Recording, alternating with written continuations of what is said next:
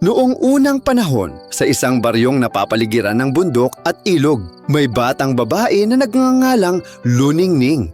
Isang gabi, tumingala siya at napansin ang kakaiba. Wala ni isang bituin sa langit. Paano na ang mga magsasaka na umaasa sa liwanag nila? Naglakad si Luningning upang hanapin ang mga bituin. Sa daan, nakasalubong niya ang isang matching. Kung gusto mong makita ang mga bituin, tumungo ka sa bundok ng Hiwaga. Pero mag-ingat ka, may halimaw na nagbabantay doon. Salamat, Matsing. Hindi ako susuko. Habang naglalakbay, nakakita siya ng pagong na naipit sa ilalim ng bato. Tinulungan niya ito. Salamat, Luningning. Heto ang aking kabibi. Kapag pinakinggan mo ito, malalaman mo ang tamang daan. Maraming salamat, Pagong. Malaking tulong to.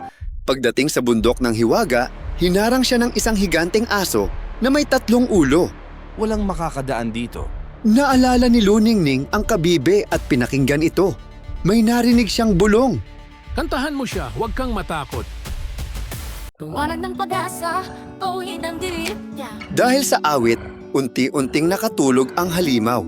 Sa tuktok ng bundok, nakita ni Luningning ang isang malaking banga na puno ng mga bituin. Isang engkanto ang nagbantay dito. Ako ang nag-alis ng mga bituin. Gusto ko ng katahimikan, ayoko ng liwanag.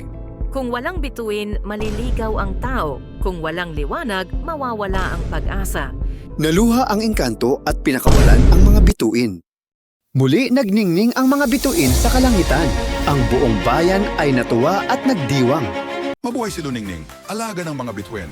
At mula noon, itinuro ng mga bituin na ang liwanag ay laging bumabalik sa mga taong may kabutihan at tapang. Tulad ni Luningning, natutunan natin na ang tunay na bituin ay ang pag-asa at kabutihan sa ating puso sa pagkakaisa at tapang kahit ang dilim ay kayang pawiin ng liwanag. Paalam!